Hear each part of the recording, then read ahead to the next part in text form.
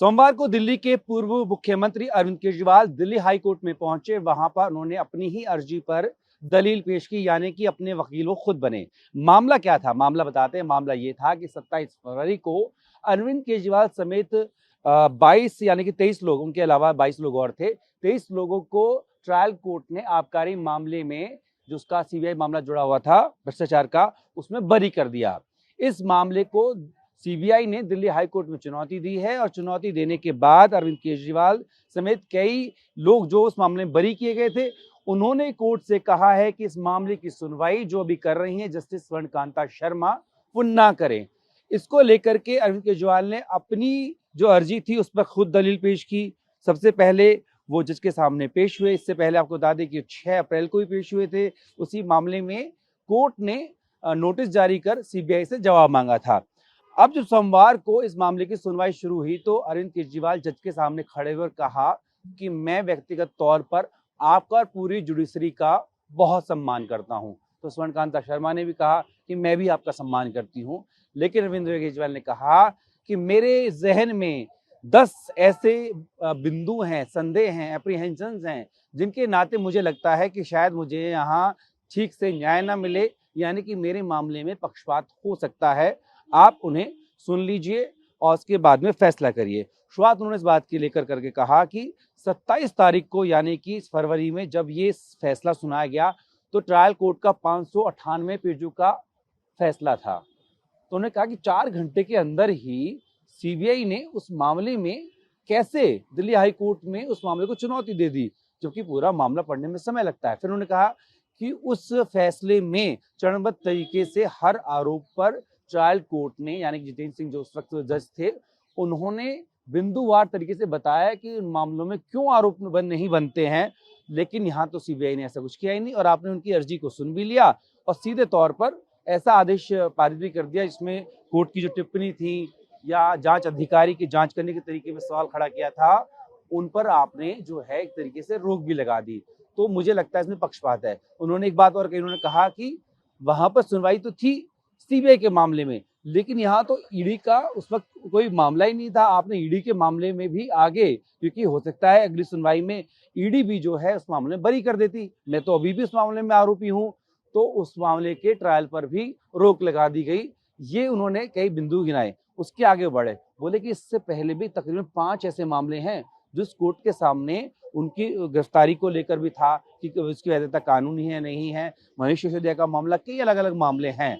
तो उन मामलों में कोर्ट में जब वो पहुंचे थे तो यहाँ पर कठोर टिप्पणी कोर्ट द्वारा की गई और उन्हीं मामलों में बाद में सुप्रीम कोर्ट में उन्हें राहत दी, यानी कि मनीष सिसोदिया को उस मामले में बेल तक मिली। तो उन्होंने कहा कि इस कोर्ट में सुनवाई हो रही थी तो लगभग लगभग जो है उनको दोषी करार ही दे दिया था और ये साबित करने की कोशिश की गई कि कहीं ना कहीं ये भ्रष्टाचारी हैं। दूसरा, उन्होंने कहा कि सीबीआई हो या ईडी हो, वो कोई भी दलील देती है कोर्ट से तुरंत मान लेती है। वो कोई भी प्रेयर फाइल करती है तो कोर्ट में जजमेंट दे देता है। सिर्फ उन्होंने कहा कि एक मामला था अरुण पिल्लई, जिसमें मेडिकल ग्राउंड पर उसने बेल लगाई थी, उसे जांच एजेंसी ने जो है अपोज किया था, यानी कि विरोध किया था, लेकिन कोर्ट ने उस मामले में बेल दे दी थी।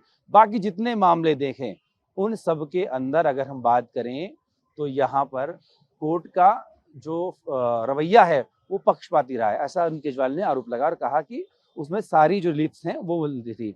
दूसरा, उन्होंने कहा कि मैं क्यों कह रहा हूं कि आपके सवाल पे नहीं खड़ा कर रहा कि एप्रीहेंशन है। ऐसा ही उन्होंने बोला कि एक एप्रीहेंशन जो है वो एक समय पे ईडी को हुआ था। मामला था सत्येंद्र जैन से जुड़ा हुआ मनी लॉन्ड्रिंग का मामला था। गीतांजलि गोयल एक जज थी, वो सुनवाई कर रही थी, 18 दिन की सुनवाई हो गई थी। तो ऐसे में ईडी जो है वो कहती है कि जज बदलना है और उनकी बात को ठीक से सुना नहीं जा रहा। तो मामला जो है गीतांजलि गोयल जो जज थी उनसे लेकर के विकास दुबे को दिया गया था। तो सिर्फ ऐसा एप्रीहेंशन सिर्फ मेरे मन में नहीं आता, केजरीवाल का, ऐसा एजेंसी के मन में भी आता है। उन्होंने कई मामले जो है शिवराज ठाकुर का मामला, कई कोर्ट के फैसले थे, उनका हवाला दिया और कहा कि ऐसे में जो है कोर्ट में रिक्यूजल की एप्लीकेशन डाली जा सकती है। दूसरा, उन्होंने कहा अब ये अभी तक जो बातें हो रही थी पुराने केसों को लेकर के होती। फिर केजरीवाल ने कहा कि आरएसएस, जिसकी विचारधारा का हम और हमारी पार्टी पुरजोर तरीके से कड़ा विरोध करते हैं, उसका जो अधिवक्ता, उसकी अखिल भारतीय अधिवक्ता की जो एक कार्यक्रम है, उसकी विंग है, उसके कार्यक्रम में अब 4 बार गई थी। तो क्या आप उनकी विचारधारा से प्रभावित है, जबकि वो कोई बार-बार का प्रोग्राम नहीं था। तो यहाँ पर भी उन्होंने एक तरीके से इंगित किया। दूसरा, उन्होंने ये भी कहा कि उनके मामलों में सुनने में बड़ी तेज़ी दिखाई जाती है।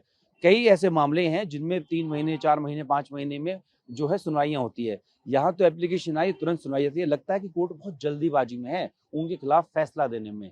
फिर उन्होंने ये भी कहा, क्योंकि उन्हें सोशल मीडिया का हवाला दिया और कहा कि एक पुरानी परंपरा है, क्योंकि सोशल मीडिया में क्या था ये पूरा नहीं बोला उन्होंने कहा एक परंपरा है कि अगर किसी जज से संबंधित या कोई उसका करीबी रिश्तेदार किसी दूसरे पक्ष से जुड़ा हुआ है तो उसे रिफ्यूज कर जाना चाहिए। कुल मिलाकर देखें तो पूरी अरविंद केजरीवाल ने अपने मन के जो संदेह थे वो कोर्ट के सामने रखे। हालांकि इस दौरान कई मामले ऐसे भी आए जब मामला थोड़ा सा कह सकते हैं कि हल्का फुल्का भी करने की कोशिश की गई। मसलन उन्होंने कोर्ट से कहा कि मैं पहली बार कोर्ट के सामने पेश हो रहा हूँ, नर्वस फील कर रहा हूँ, तो जज ने यहाँ पर कहा नहीं आप बहुत अच्छा आर्गुमेंट कर रहे हैं और इस बात की तारीफ भी की कि आपने अपने केस को बहुत अच्छे तरीके से रखा। तो कुल मिलाकर अरविंद केजरीवाल ने 10 बिंदु ऐसे गिनाए जिसके तहत वो इस बात की मांग कर रहे हैं कि जस्टिस स्वर्णकांता शर्मा जो हैं वो इस केस की सुनवाई से अलग हो जाए ताकि उन्हें न्याय मिल पाए।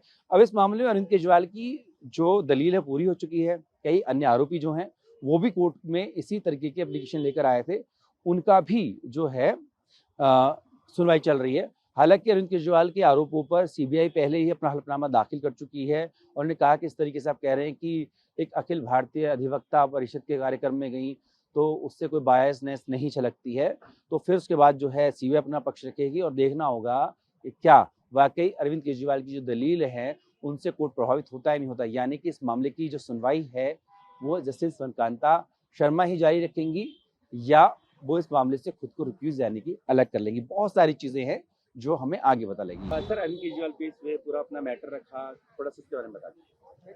नहीं, केजरीवाल के जो भी 10 पॉइंट्स थे, किन किन कारणोंवश वो चाहते हैं कि जस्टिस स्वर्णकांत शर्मा जी ये मैटर ना सुने। बेसिक पॉइंट यही था क्योंकि पिछले जो कई सारे हियरिंग्स हुए हैं उसमें डिटेल्ड ऑर्डर्स पास हुए हैं जिसमें से काफ़ी एक स्ट्रॉन्ग व्यू बना है। उसके बाद बेहतर यही है कि कोई और जज ये मैटर सुन ले।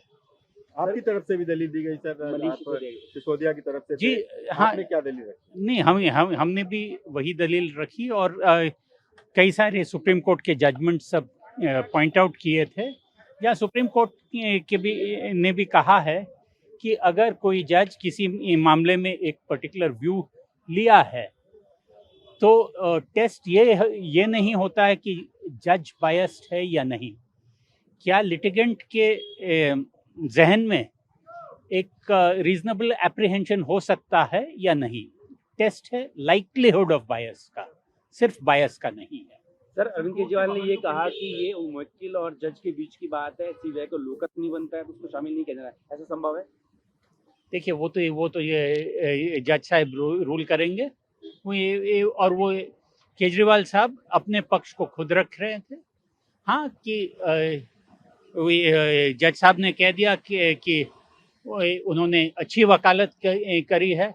हमने जज साहब को कह दिया था कि और उन्होंने कहा कि केजरीवाल साहब वकील बन सकते हैं, तो हमने जज से मांग की कि हमारी कंपटीशन ना बढ़ाए। आपने भी कहा जेल में रहकर लोग अच्छे जज वकील बन जाते हैं।